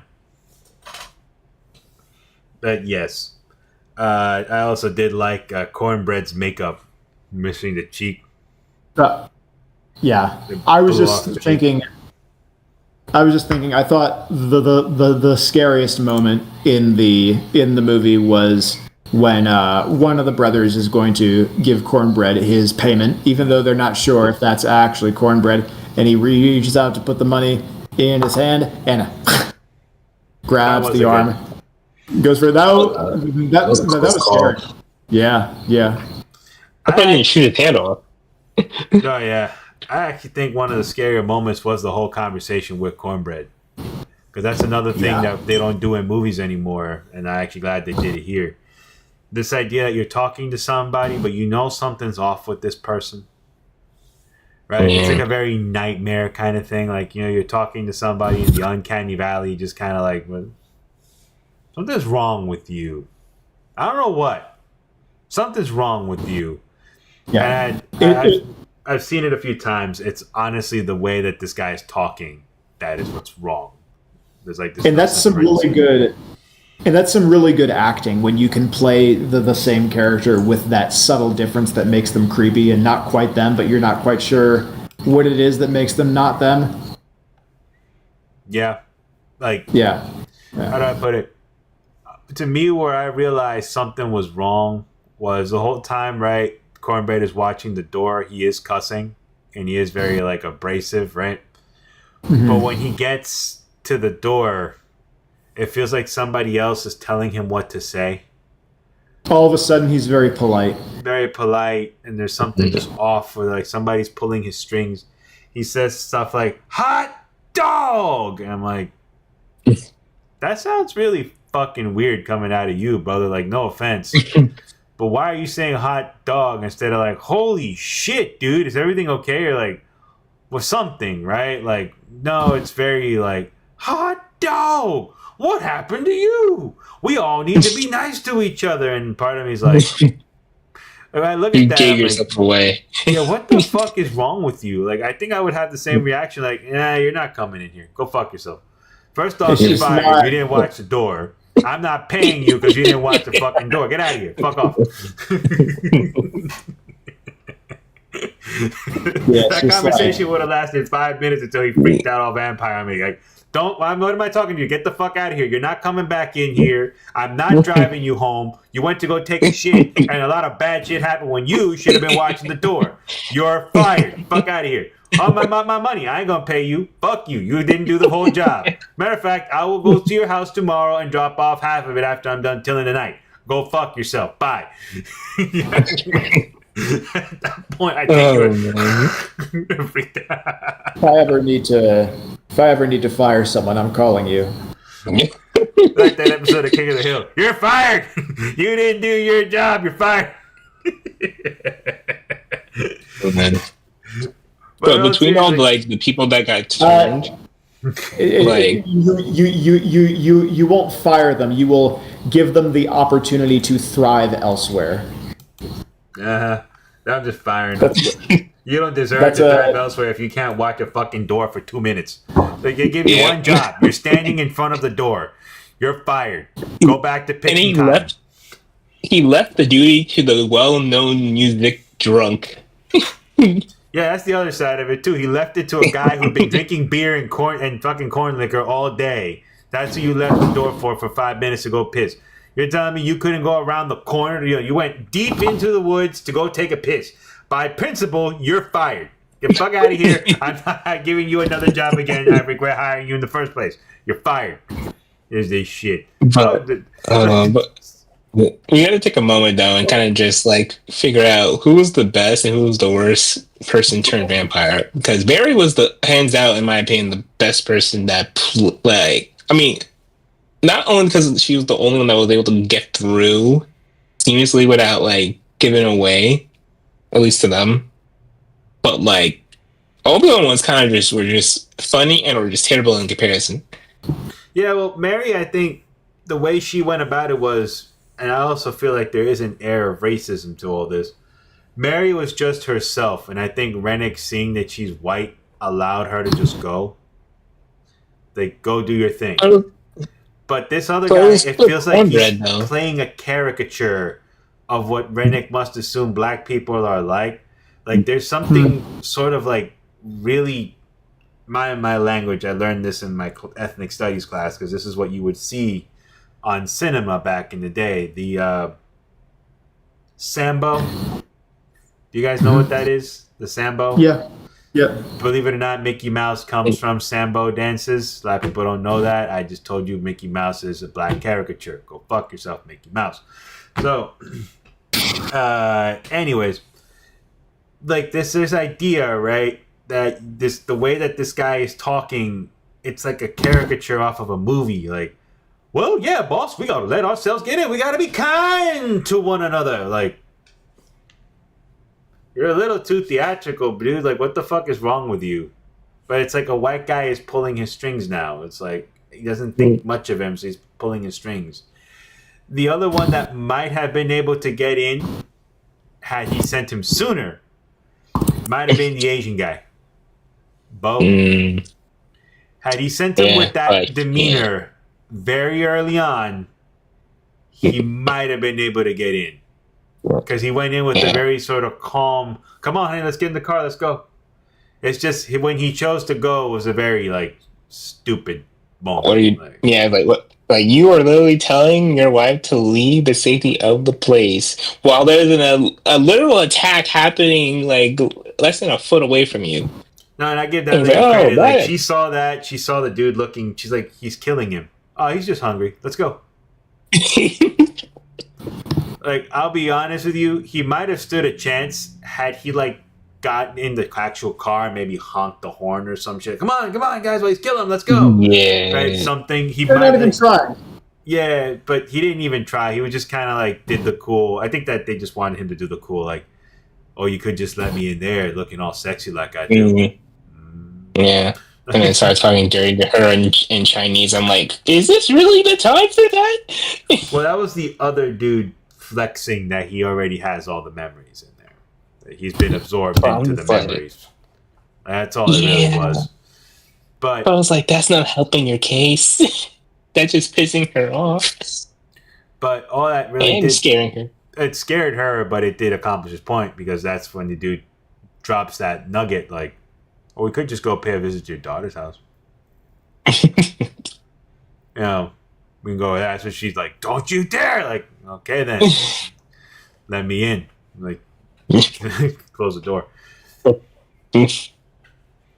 it's very like that acting was very cool. Like, you don't see that anymore.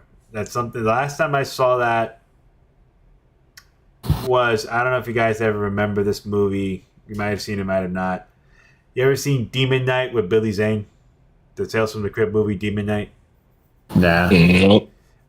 One day we should watch that, because I love Billy Zane's performance in that movie. Like, that dude just had all the fun with all the practical effects, and oddly enough, it came out around the time as From Dusk Till Dawn did, so we might have to do a little mini 90s marathon from that era. But there is this sort of notion that this person is not what he seems, and it's really up to the actor to work real hard to project this false friendly energy, which is tough to project, and these people did it like on point. Cornbread did it where I'm like, there's something wrong with you.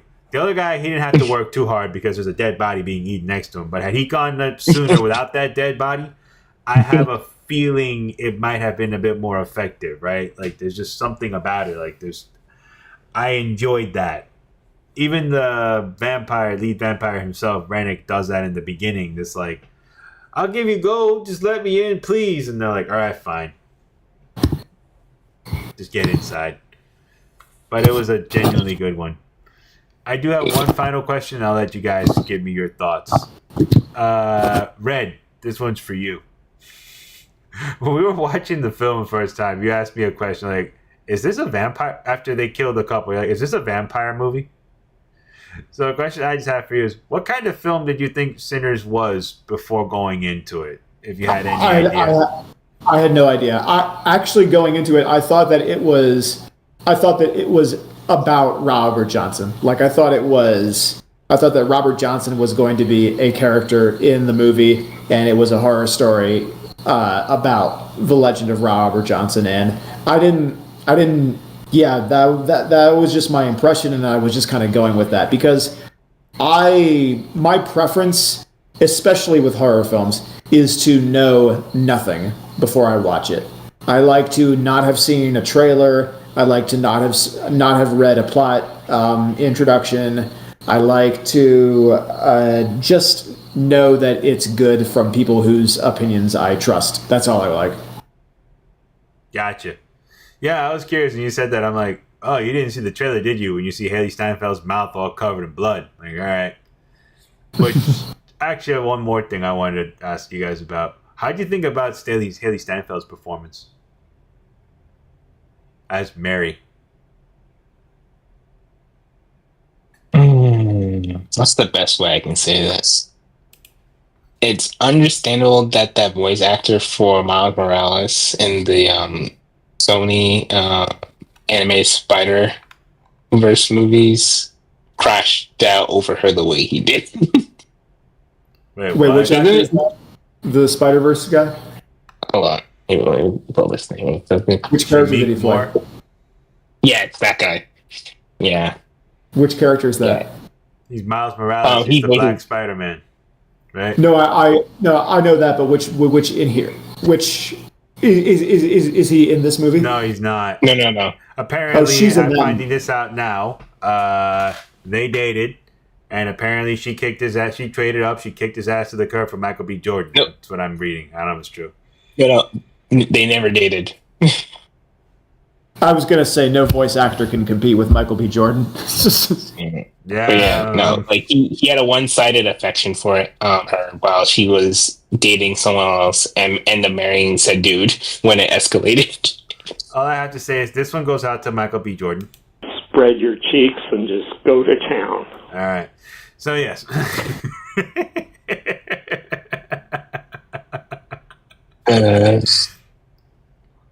But yes. He did a wonderful job, basically.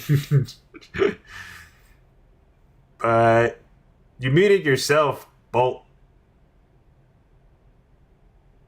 I know. I was still checking YouTube. Yes. He has to do that occasionally just to create the illusion of human fallibility. Pretty much. But yes.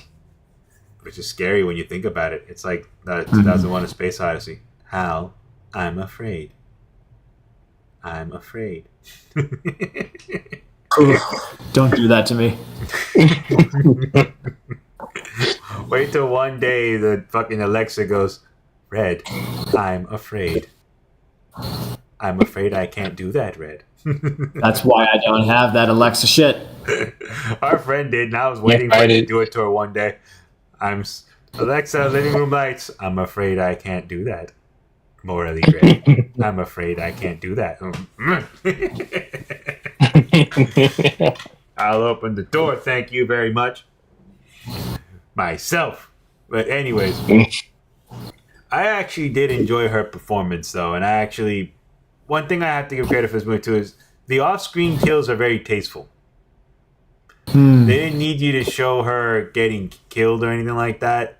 Just him floating in the air as she's walking away was all you needed to see. Yep. Your mind, it's better when your mind fills in the gaps because when you think about it, that means that he pinned her down, bit her, and then cleaned her off. That there was no visible marks or stains on her red dress, on her white dress. It's very well planned. It was a very, like, that must have been very creepy the way he killed her. Because it doesn't look like it was a regular, like, in those movies, right? It's always like the two little puncture marks, right? This looked like it was a chunk he took out of her shoulder. But It was a small not always in comparison to the others. one at a time. What What was happened? that, Bolt? Bolt. Oh, it was like a small chunk compared to the others. Because everyone else who got bitten, you can see literally the bone and like parts of like their parietas just like leaking out. It's just very visible that they got bit. But hers is just like very well placed and it's like easily hidden. And like not in like a purposeful way, just like she just kind of just put back what she like a little thing she had on that shawl that she had. Yeah, but that's what I mean, right? That must have been creepy. Because that means he must have held her down, pulled the dress down, and while she was probably kicking and screaming, he didn't just bite her. You know what I mean? That must have been a very, like, brutal death. Very, like, it must have been very creepy to see that. But it's better And like he that did off that. cameras. Yeah, and he did that while making sure she didn't get a shot off. Because if she had got off at least one shot, They would have heard like it. the people come out, yeah, they would have heard it. But no, that's what I mean. Even Cornbread, when they killed him, that must have also been a very, like, hardcore scene. Because when Cornbread shows up, he does look clean. He's very unassuming. There's no blood stains or anything on him. Like, you can't even tell what happened to him or anything like that. Like, you wonder, like, what did they do to you that we can't tell? Because you can kind of tell on the other guy. On the husband, you can kind of tell, like, there's a bit of blood somewhere around him. You can kind of tell. Like, all right. But the other ones, you can't really tell. Like, the rest of the vampires that are out there, like, you can tell, yeah, they were bitten. Obviously, they have blood stains all over their clothes. But not them two. I'm like, that must have been very creepy and very scary to see what they did to you guys. But yes, I enjoyed that scene. And I wanted to ask you guys, what are your general thoughts? Anything else you guys wanted to go over on this one?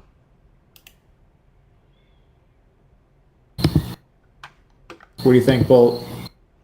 Yes, Bolt. Oh, I was waiting for Red because I thought he was about to say something before. You. I would say the only thing I'll speak on is just the how the characters, like the relationship with the characters, and just how it relates to the overall theme of the movie was very well done. And it's like I've never been easily invested in a small like ensemble like this group in a while. Yeah, I actually did like them fleshing out the characters bit by bit. That way you get to know everybody a little bit and you feel for them a little more as the bodies begin to drop. My favorite character being Delta Slim.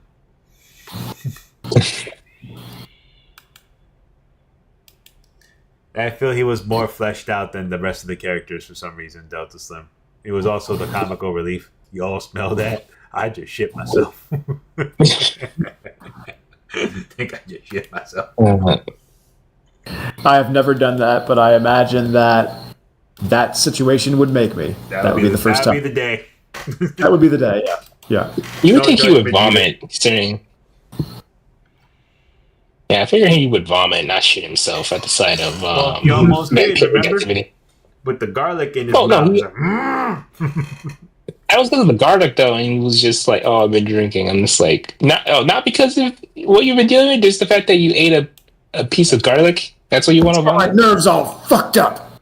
That's what he said. I was gotten so shot for that, and I'm like, yeah, I probably would just shoot him anyway for him like being overly dramatic about the taste of garlic.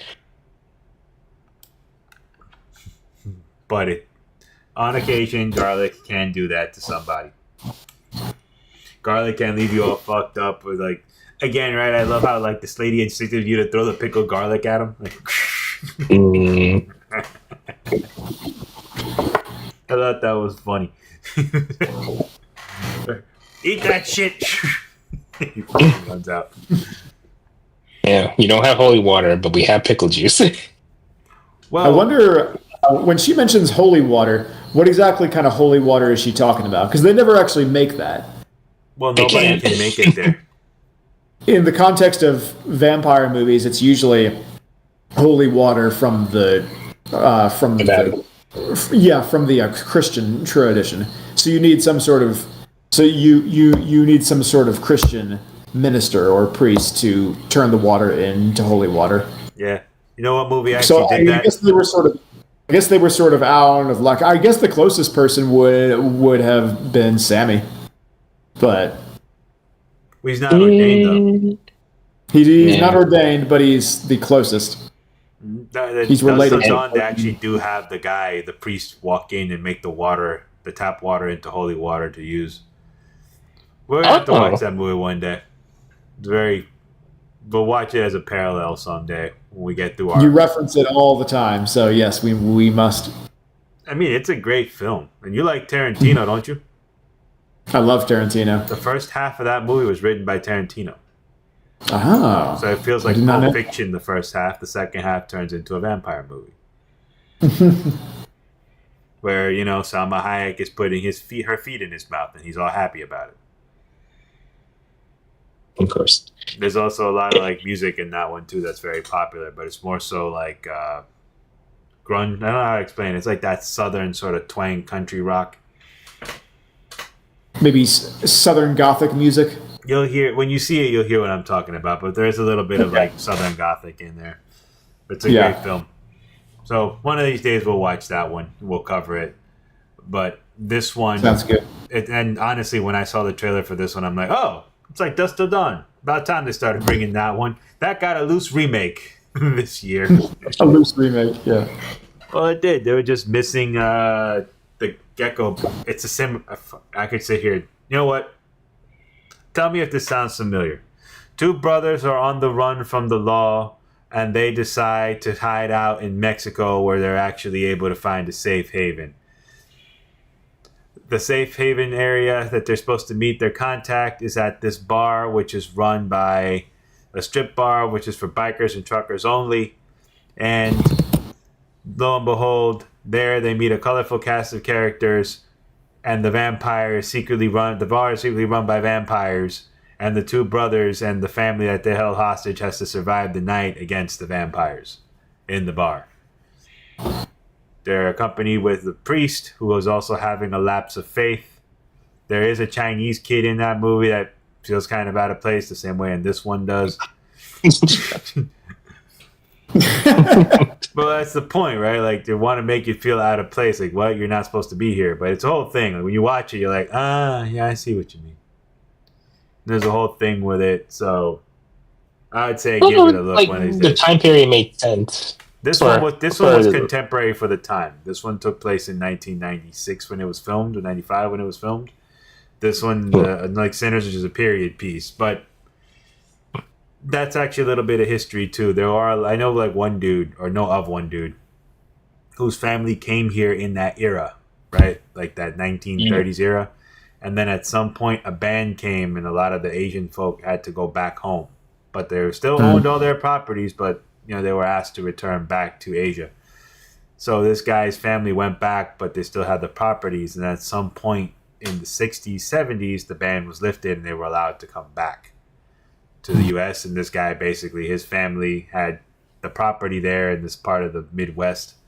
And they were able to kind of like establish, rebuild, and now the guy's wealthy because he has those businesses that are still thriving to this day.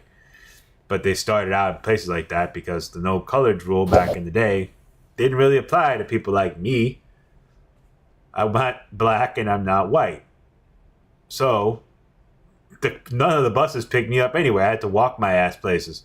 But that also meant I was allowed to run businesses in a lot of places without any questions being asked. Like, But you see next to their Chinese one on the white side, there's a sign that says tamales and tacos. Spanish people could open a business right there and nobody's going to ask any questions. It is what it is. Nobody wants to be in that part of the country anyway. It's extremely poor, which is a big theme, believe it or not, in Southern Gothic. It's like the monstrosity and the poverty. Yeah, when I hear the term Southern Gothic, I typically think of literature like William Faulkner, Flannery O'Connor, but it seems to be applied to more stuff like movies, I guess, and even music. You sent us some stuff on Southern Gothic music. It's becoming a genre that is basically horror in your backyard, but the part of your backyard that you ignore. Like that's the general idea. I was looking up what some people consider Southern Gothic music, and some of it was familiar to me, like White House Road by Tyler Childers. It seems like, it's country, but I guess you could say that it's as simple as country, but in a minor key. It's not that simple. It has to. The themes have to be darker, though. But anything by the band Blanche, if you're curious, that I would call that Southern Gothic. That's kind of it's country. It's got an acoustic guitar. It's got a pedal steel, but it sounds dark. There's a lot of even when the song is in a major key, it still sounds kind of creepy, a little off. So it's cool music. But yeah, you might even call a song like Ghost Riders in the Sky Southern Gothic. It's maybe a little too supernatural for Southern Gothic, though. I think that Southern Gothic needs to just be like darkly real. It really, yeah. I think that's part of it. It needs to feel very grounded and just kind of like about the darkness and macabre reality that you can find in the South. Well, I'll give you a few examples of stuff that is considered, I've read at least, as Southern Gothic. I'll give a few movies out. This is constant theme. I mentioned one earlier today. True Detective season 1. Yeah, that's in there. That's so good. Yeah, and the song, believe it or not, in the beginning, "Far From Any Road" by the that band's name. Let me look it up. The Handsome Family. They're considered to be a Southern Gothic style band. Another one too that is some folks told me is Southern Gothic. I don't know if you guys have ever seen this movie, The Last Exorcism. We can actually cover that in this segment we're doing. I've been meaning to watch it. I've heard it's good. We can actually cover that in the next segment we're doing with the found footage. That's a found footage. Yeah. And it actually still holds up very well to this day. But the way that it's written, it takes place in the Deep South. And once again, that part of the world where like nobody's paying attention type of thing. The things being corrupted that are supposed to be holy. Another form of Southern Gothic that I've heard too. Some people equate this one also. It has to do with the rider. I'll skip that one. But another one is The Skeleton Key. It's a movie from like 04, 05 with that lady who broke up Coldplay. Didn't do a good job because they came back. Kurt Russell's stepdaughter. What's her name? Kate Hudson. She's in it. The whole idea of like stuff from the Deep South, the voodoo. Again, right? Like things that happen in your own backyard. It's too far in your backyard for you to be paying attention to it, but it's out there. So like these are the things that I've heard are because there's a common theme. It's like if folk horror is a British thing, American Gothic is our response to folk horror. It's our thing in our backwoods. So basically, instead of Christopher Lee singing weird music and people having sex in the streets, we have a lot of these sort of cults that are forming in our backyard that we turn a blind eye to because we live in the nice safety of the city walls.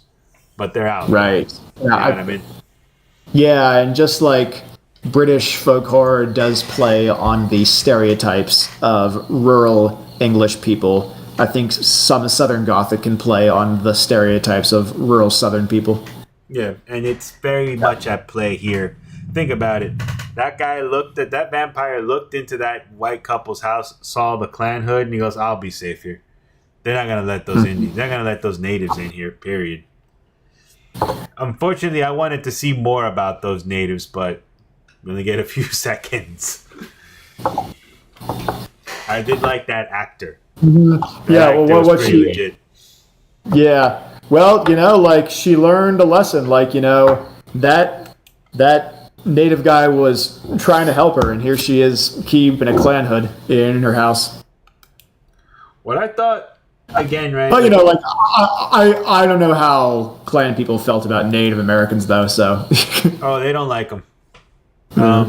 I mean, that would be my guess, but I don't know.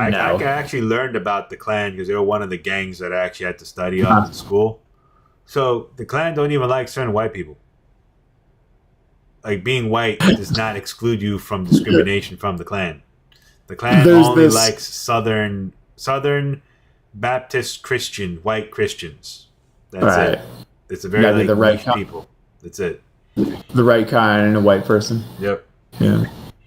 There was this comedian that was talking about, have you ever been to a part of the country that's so remote that they still have racism against other white people? Yeah. It's like, don't go to that side of town. That's where the Irish are. It's like, I'm from New York City. We're past that. Well, they're not. Well, down here, we're not. So you watch yourself when you go over there. Meh. Sadie Snicker, Yankee. That's right. And on that note, it's time to wrap it up. Yes. So I would like to explore further themes with Southern Gothic when we get a chance. We have our planned segment. I feel like this is a good one to kind of dip in, dip out, because it, unlike folk horror, which is usually central around cults and spiritual stuff, Southern Gothic has its hands in a lot of things. There's even a weird Southern Gothic zombie movie somebody sent me a couple years ago, taking place around the Civil War. Yeah.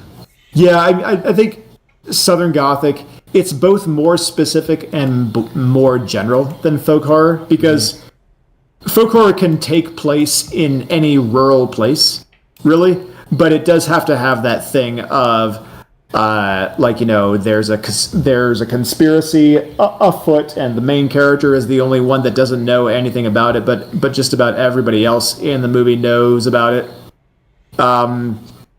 So it's specific in its kind of general structure, but very general in sort of where it can take place. But Southern Gothic, it's just sort of like dark stuff that takes place in the American South. So it's very specific about where it takes place, but it's pretty general as to like how it is dark. Exactly what its dark themes are.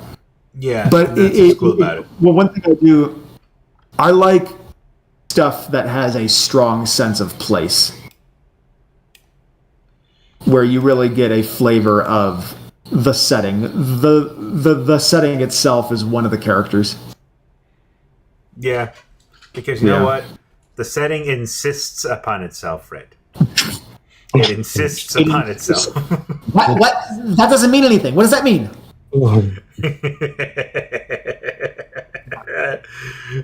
Peter. Did not like The Godfather. Did not. What? What? Dad, what are you talking about? I did not like The Godfather. Really? Well, it's not a good movie. But on that note, we will find one song out here to play us out. Hold on, you got a song right here. All right, fine. This was the Ghastly Hallows podcast, ladies and gentlemen. I am Pumpkin Jack, and here to play us out today is Mr. Red Twitty. I'm Red Twitty.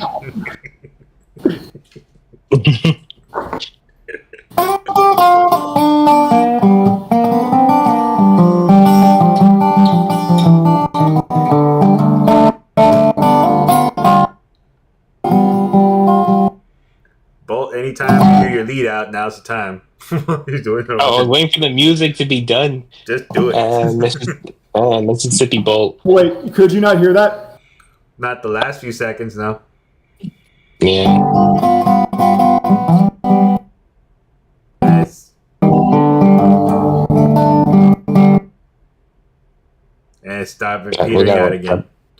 Yeah, with the Oh, whatever. I'm pissed off Leonard Nimoy again. That's why I tell him to go fuck himself. I don't care anymore. Go fuck yourself, Leonard Nimoy. I said it. I said what I said. This man doesn't learn. Doesn't learn. Nasty Hallows podcast. We got We're going 2 to weeks lose now all the coming around. Trekkies. Fuck Leonard Nimoy. The ghost of Leonard Nimoy likes the Hard Tar fucking podcast. He did it again. Fuck you, Leonard Nimoy. I don't care where you're looking at me from. Fuck you. Ladies and gentlemen, this was our first stream back, and I hope we haven't